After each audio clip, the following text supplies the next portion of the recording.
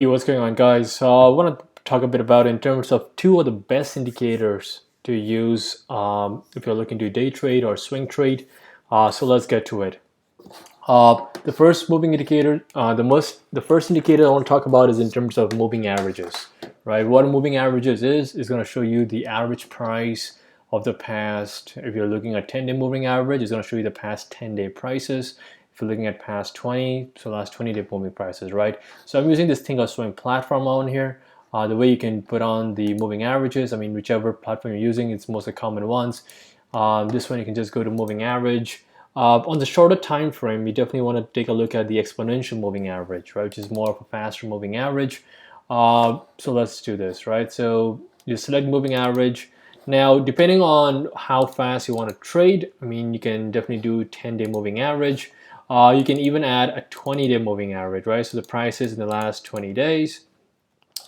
If you're a longer time frame trader and if you want to trade a longer time frame, so maybe you want to use a 50-day moving average, right?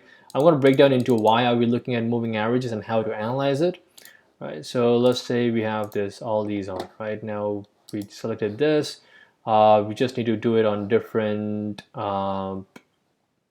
different colors, so we can try to differentiate which one is which one, right? So let's say the 10 one, we do it as red.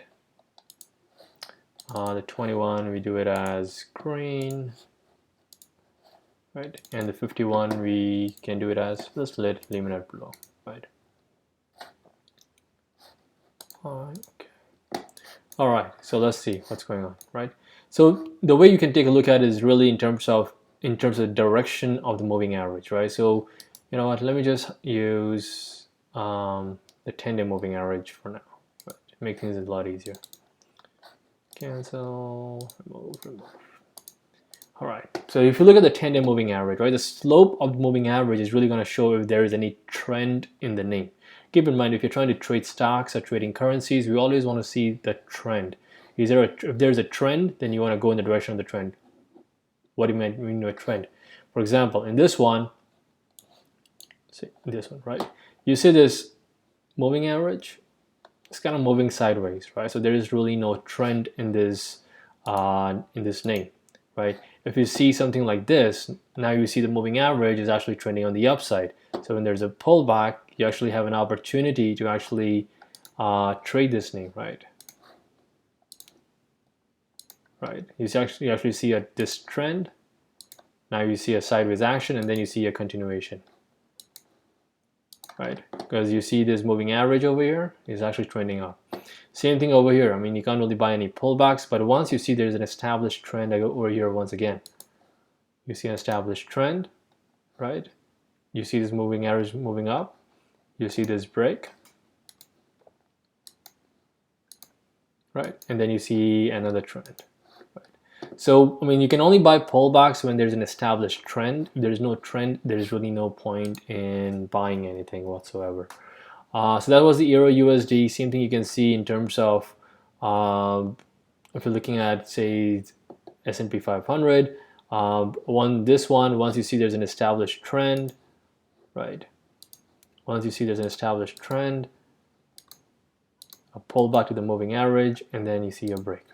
Right. So that's the way to use moving averages. Try to take a look at if there's any trend in the moving average. So depending on what size type of moving average you want to look at, shorter time frame is 10. If you want to do 20, 50, or depending on what time frame you're looking at. The other indicator that I want to talk about is in terms of the RSI. All right. So let me just remove all of this. So you go to studies on here. Remove all studies, yes. All right, so you can go and edit studies. Now you do RSI. So RSI is the momentum moving average, right? So if you take a look at this RSI, this is what it's going to show up. So it's relative strength indicator, right? So the way you use RSI is not really the most conventional way is to look at in terms of if it goes under 30, now it's time to buy. If it goes over 70, it's time to short, right? That's not the way to really use the RSIs. The RSI really is to use momentum divergence right? By divergence, what I really mean, if the price is going down, right, you want the RSI to go down as well. So if this is going down, this is supposed to go down as well, because at the end of the day, the indicator is derivative of price, right? But you don't see it in that situation. You're actually seeing the trend actually going up on RSI. So there's a divergence, right? This is going down, this is going up. So depending on when it forms a reversal candles, once it breaks this swing high, is actually a good time for you to buy, because now it's actually proving that this is it, right? If you look at even say Euro USD maybe, right? The way you use Euro USD is, let's say, same thing, right? Let me just zoom in over here. So you will see in this situation, right, a couple of things. You see this price moving up. You actually see a divergence. The RSI is actually going down, right? Just trying to draw this over here. Right, so there's price divergence, price going up, and the momentum is actually weakening. So it means going long is not really going to benefit you much, right? So it's actually going short would actually make more sense, right?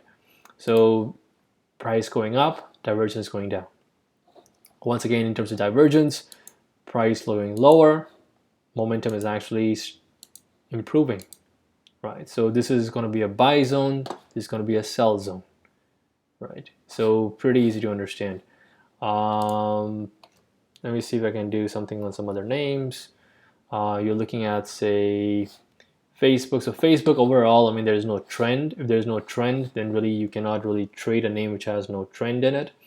Let's say if we do USD CAD, right?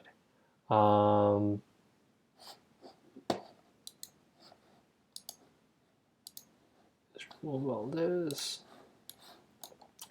So let's see on the US CAD, right? You see the price divergence, price going down, the momentum is actually going up, right?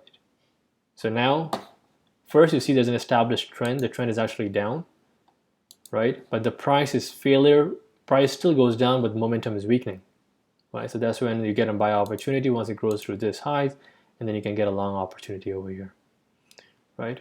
So yeah, that's two things. So one is in terms of using the moving average indicator. The other is using RSI indicator to understand the convergence and divergence to find buy or sell points. Any questions, let me know. Do like and subscribe to the video. Gives you more motivation to make more videos for you guys. Have a good one.